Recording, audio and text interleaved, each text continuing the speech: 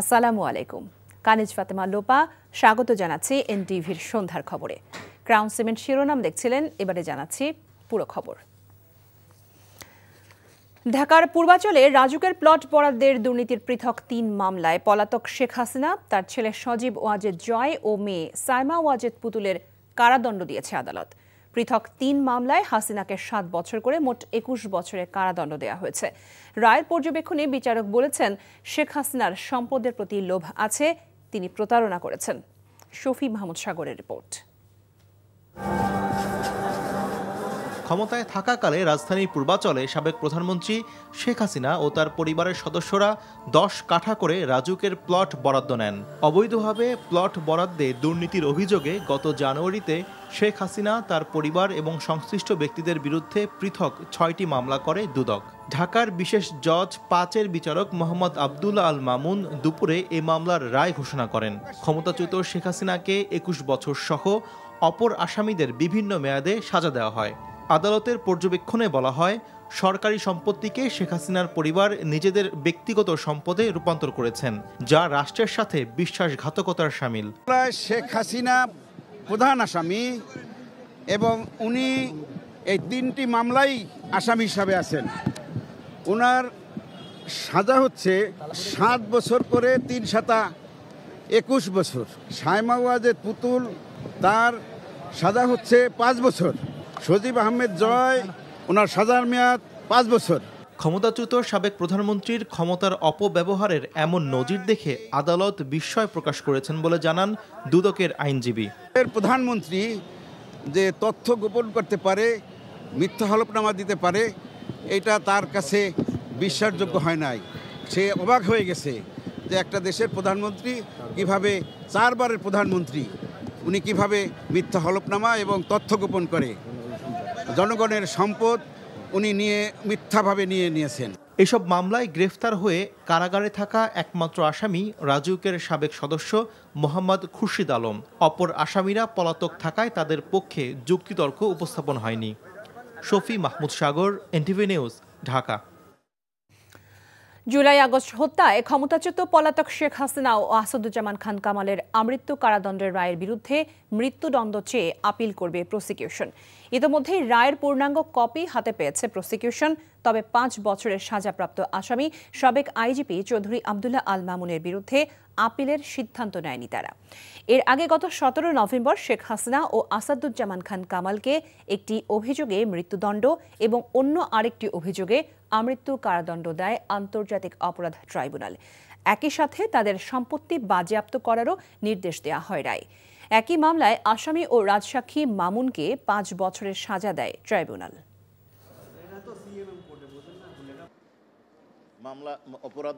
মামলার আইনে রায় পূর্ণাঙ্গ প্রকাশ প্রদান করে ট্রাইব্যুনাল রায় প্রকাশ করেছিলেন এবং আমরা প্রাথমিকভাবে সিদ্ধান্ত নিয়েছি যে অভিযোগে সাবেক প্রধানমন্ত্রী শেখ হাসিনা এবং সাবেক স্বরাষ্ট্রমন্ত্রী আসাদুজ্জামান খান কামাল সাহেবকে আমৃত্যু কারাদণ্ড প্রদান করা হয়েছে, এই দুটি অভিযোগের বিরুদ্ধে প্রসিকিউশনের পক্ষ থেকে অ্যাপিলেট ডিভিশনে অ্যাপিল করা হবে এই শাস্তি বাড়িয়ে মৃত্যুদণ্ড করানোর জন্য। এদিকে জুলাই গণঅভ্যুত্থানের প্রথম শহীদ আবু সাইদ হত্যা মামলায় 21তম সাক্ষীর সাক্ষ্য ও জেরা সম্পন্ন হয়েছে। পরবর্তী সাক্ষ্য গ্রহণের জন্য 9 ডিসেম্বর দিন ধার্য করা হয়েছে। এর আগে 24 নভেম্বর ট্রাইব্যুনাল 2-এর বিচারক মোহাম্মদ মঞ্জুরুল বাসিদের নেতৃত্বাধীন 2 সদস্যের বিচারিক প্যানেল জানান, আবু সাইদ হত্যার ঘটনায় মানবতাবিরোধী অপরাধের মামলায় সাবেক ভিসি হাসিবুর রশিদ সহ 30 জনের বিরুদ্ধে 17তম দিনের সাক্ষ্য গ্রহণের দিন ধার্য ছিল। তবে বিশেষ কারণে না হওয়ায় পরবর্তী সাক্ষ্য গ্রহণ 27 নভেম্বর দিন ধার্য করেছে ট্রাইব্যুনাল। ওই দিন এই মামলায় তদন্ত কর্মকর্তার জবানবন্দি দেওয়ার কথা ছিল, তবে বিশেষ কারণে প্রসিকিউশনের আবেদনের পরিপ্রেক্ষিতে নতুন তারিখ নির্ধারণ করে ট্রাইব্যুনাল। রাজধানী এভার কেয়ার হাসপাতালে মেডিকেল বোর্ড ও দেশি বিদেশি বিশেষজ্ঞ চিকিৎসকদের তত্ত্বাবধানে সিসিইউতে বিএনপি চেয়ারপারসন বেগম খালেদা জিয়ার চিকিৎসা চলছে। দুপুরে চিকিৎসাধীন বিএনপি চেয়ারপারসনের শারীরিক অবস্থার খোঁজ খবর নিতে সেখানে যান তার ব্যক্তিগত চিকিৎসক ও বিএনপির স্থায়ী কমিটির সদস্য ডাক্তার AJM জাহিদ হোসেন। পরে সাংবাদিকদের ডাক্তার জাহিদ বলেন, বেগম খালেদা জিয়ার অবস্থার উন্নতি হয়েছে, তিনি দেশবাসীর কাছে দোয়া চেয়েছেন। গত রোববার রাতে খালেদা জিয়ার হৃদরোগের সঙ্গে নতুন সংক্রমণ ফুসফুসে ছড়িয়ে পড়ায় রাজধানীর এভারকেয়ার হাসপাতালে ভর্তি করা হয়। হাসপাতালে নেওয়ার পর পরীক্ষা নিরীক্ষা শেষে অ্যান্টিবায়োটিক সহ প্রয়োজনীয় চিকিৎসা দেওয়া হচ্ছে। আগামী নির্বাচনে জনগণ দেশ পরিচালনায় অভিজ্ঞদেরই বেছে নেবে বলে মন্তব্য করেছেন বিএনপির স্থায়ী কমিটির সদস্য নজরুল ইসলাম খান। দলটির চেয়ারপারসনের উপদেষ্টা আমানুল্লাহ আমান বলেছেন, স্বৈরাচার হাসিনাকে দেশে ফিরিয়ে আদালতের রায় কার্যকর করতে হবে। আর সিনিয়র যুগ্ম মহাসচিব রিজভী আহমেদ বলেছেন, কৃত্রিমভাবে বেগম খালেদা জিয়াকে কারাগারে অসুস্থ করেছে ফ্যাসিস্ট সরকার। হাসান মাহমুদের রিপোর্ট। 1990 সালের এদিনে স্বৈরাচার বিরোধী গণ অভ্যুত্থানে নিহত চিকিৎসক নেতা ডাক্তার শামসুল আলম খান মিলনের 35তম মৃত্যুবার্ষিকী উপলক্ষে তার সমাধি ও টিএসসির মিলন চত্বরে পুষ্পস্তবক অর্পণ করে বিভিন্ন সামাজিক, রাজনৈতিক ও পেশাজীবী সংগঠন। দিবসটি উপলক্ষে ডক্টরস অ্যাসোসিয়েশন অব বাংলাদেশ ড্যাব আয়োজন করে আলোচনা সভার। আমাদের তরুণদের বারবার রক্ত দিয়ে এই রাজপথ রঞ্জিত করতে হয় প্রতিটি অধিকার আদায়ের জন্য, কিন্তু অধিকার কি আদায় হয় আমাদের? এই উপলক্ষে জাতীয় প্রেস ক্লাবের ডাকসু ও সর্বদলীয় ছাত্র ঐক্য আয়োজিত আলোচনায় বক্তারা বলেন, অনেকে 24-এর গণ অভ্যুত্থানের সফলতাকে নিজেদের কুক্ষিগত করতে চায়। আগামী নির্বাচনে যারা অংশগ্রহণ করছে তাদের মধ্যে আরেকটা দল আছে যে যারা আপনার আমাদের সঙ্গে সরকারে ছিল, কিন্তু যখন সমালোচনা করে তখন আর কি ভাবটা এই যে তারা কোনোদিন কোনো সরকারে ছিল না আর কি, একেবারে নিরপরাধ আর কি সব। আর বিএনপি একমাত্র দল বহুবার দীর্ঘ সময় রাষ্ট্র পরিচালনার অভিজ্ঞতা আছে। বক্তারা বলেন, স্বৈরাচার হাসিনার তৈরি করা আদালতেই তাঁর বিচার হচ্ছে। তারা বলেন, সে সময় কৃত্রিমভাবে বেগম খালেদা জিয়াকে কারাগারে অসুস্থ করে তোলা হয়েছে। তার এই অসুস্থতা এটা কৃত্রিমভাবে তৈরি করা, চক্রান্ত করে তার খাবারের মধ্যে বা নানাভাবেই তার ওষুধে বিভিন্নভাবেই, মানে যদি সরকারের হেফাজতে থাকে, সরকার নানা ধরনের একটি মানুষের জীবন নিয়ে ছিনিমিনি খেলতে পারে, সেটি করেছেন শেখ হাসিনা। ইতিমধ্যে তার ফাঁসির আদেশ হয়েছে, 57 জন সেনা কর্মকর্তার হত্যার বিচার হবে এবং এর পরবর্তীতে আরো যাদেরকে গুম করেছে তার বিচার হবে। বিচার তো শুরু হয়েছে তার, এবং তার দূষণদের বিচার শুরু হয়েছে, এবং এই বিচার অবিলম্বে কার্যকর করতে হবে। বক্তারা বলেন, আওয়ামী লীগের ফ্যাসিবাদকে টিকিয়ে রাখতে সহযোগিতা করেছিল স্বৈরাচার এরশাদের দল। Hasan Mahmud, NTV news, Dhaka. BNP chairperson Begum Khaleda জিয়ার সুস্থতা কামনায় সারা দেশে শুক্রবার বাদ জুমা বিশেষ দোয়া মাহফিল করবে বিএনপি। নয়াপল্টনে এক সংবাদ সম্মেলনে একই সঙ্গে জানানো হয়, 7 ডিসেম্বর থেকে 6 দিনব্যাপী দেশ গড়ার পরিকল্পনা কর্মসূচি পালন করবে বিএনপি। দেশনেত্রী বেগম খালেদা জিয়ার সুস্থতা কামনায় সারা বাংলাদেশের সকল মসজিদে সেখানে জুম্মার নামাজের শেষে বিশেষ মোনাজাত করা হবে। দেশ গড়ার পরিকল্পনা শীর্ষক একটা কর্মসূচি গ্রহণ করা হয়েছে। সেই কর্মসূচি শুরু হবে আগামী 7ই ডিসেম্বর থেকে 13ই ডিসেম্বর পর্যন্ত। এই 6 দিন এই কর্মসূচিটি অব্যাহতভাবে চলবে।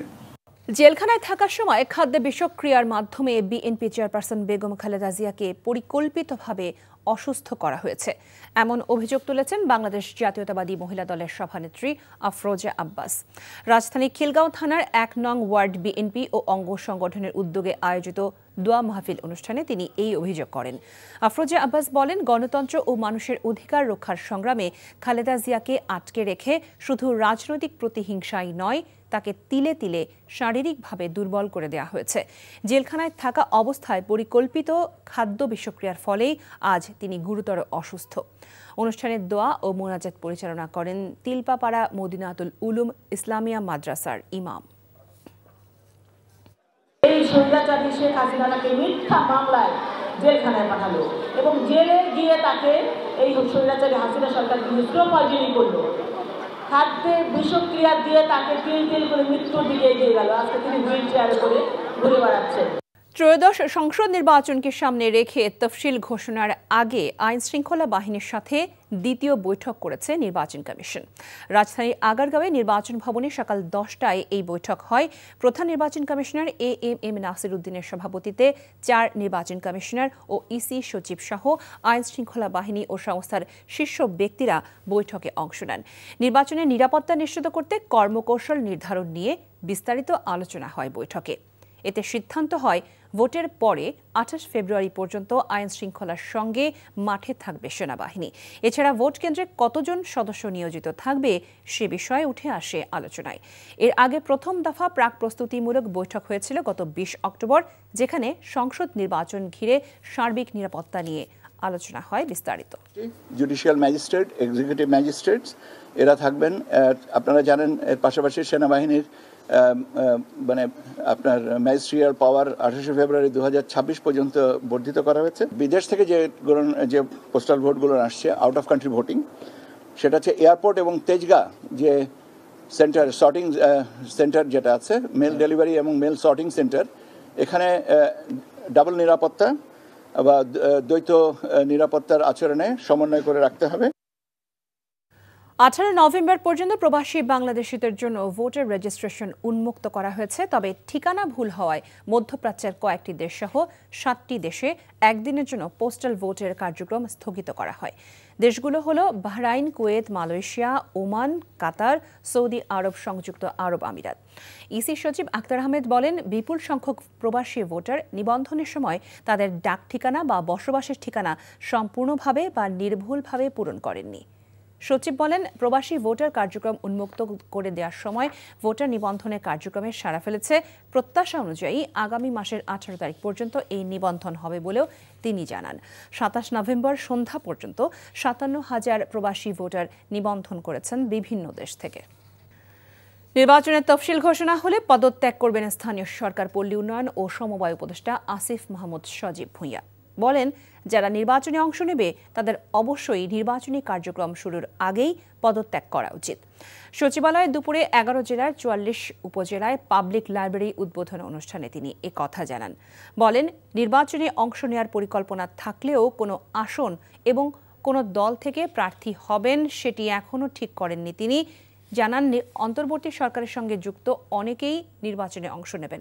ঢাকা উত্তর সিটি কর্পোরেশনের প্রশাসকের বিরুদ্ধে যে কোনো অনিয়ম বা দুর্নীতির অভিযোগের বিষয়ে কঠোর অবস্থানের কথা জানিয়ে আসিফ মাহমুদ হুঁশিয়ারি দেন, অনিয়ম কিংবা দুর্নীতির অভিযোগ পেলে তদন্ত করতে পারে দুদক, প্রমাণ পেলে ব্যবস্থা নেবে সরকার।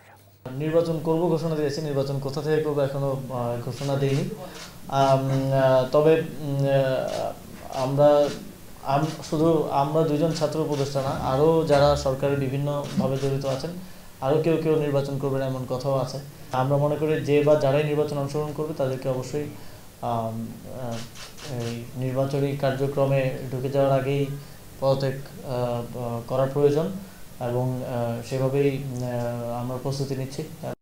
দুর্নীতি দমন কমিশন দুদকের কর্মকর্তাদের স্বচ্ছতা নিশ্চিত করতে নতুন নিয়ম চালু করছে অন্তর্বর্তী সরকার। এখন থেকে দুদক কর্মকর্তাদের নিয়মিত তাদের সম্পদের হিসাব বিবরণী দাখিল করতে হবে, এমন বিধান রেখে দুর্নীতি দমন কমিশন অধ্যাদেশের খসড়া চূড়ান্ত অনুমোদন দিয়েছে অন্তর্বর্তী সরকারের উপদেষ্টা পরিষদ। রাজধানীর ফরেন সার্ভিস একাডেমিতে উপদেষ্টা পরিষদের বৈঠক শেষে আয়োজিত সংবাদ সম্মেলনে বৈঠকের এমন সিদ্ধান্তের কথা জানান প্রধান উপদেষ্টার প্রেস সচিব শফিকুল আলম। তিনি জানান, বাউলদের উপর হামলাকারীদের দ্রুত গ্রেফতারের নির্দেশ দিয়েছে সরকার। এছাড়া উপদেষ্টা পরিষদের বৈঠকে মানব পাচার, অভিবাসী চোরাচালান দমন, রাজুক উন্নয়ন এবং জাতীয় মানবাধিকার কমিশন অধ্যাদেশের খসড়া অনুমোদন দেওয়া হয়েছে। দুর্নীতি দমন কমিশনের কাজের প্রতিবেদন 6 মাসে অনলাইনে পোস্ট করবেন। যারা এই সরাসরি এই দুর্নীতি দমনের সাথে সম্পৃক্ত তাদের সম্পদের হিসাব দিতে হবে। অনেক জায়গায় গ্রামেও 4তলা 5তলা বিল্ডিং হচ্ছে, কিন্তু কথা হচ্ছে যে এই বিল্ডিংটা কি বাংলাদেশের ন্যাশনাল বিল্ডিং কোড মেনে হচ্ছে কিনা। চিফ অ্যাডভাইজার বারবার বলছেন যে যাতে বাংলাদেশের কোনো একটা বাড়িও যেন অ্যাপ্রুভাল ছাড়া না হয়, মানে এটার জন্য নিয়ম মেনে হয়। ওনার একটা টপ প্রায়োরিটি হচ্ছে রোহিঙ্গা ক্রাইসিস। এটা নিয়ে খুব এমন কোনো গ্লোবাল সুপার পাওয়ার নাই বা আমাদের নেইবার নাই যাদের সাথে এটা নিয়ে নিবিড়ভাবে আলোচনা হয়নি। মার্কেন্টাইল ব্যাংক অর্থনীতির খবর। ঢাকায় প্রথমবারের মতো অনুষ্ঠিত হতে যাচ্ছে গ্লোবাল সোর্সিং এক্সপো 2025। 3 দিনব্যাপী এই এক্সপোতে অংশ নেবে বিশ্বের নানা দেশের ক্রেতা, বিনিয়োগকারী ও সোর্সিং প্রতিষ্ঠান।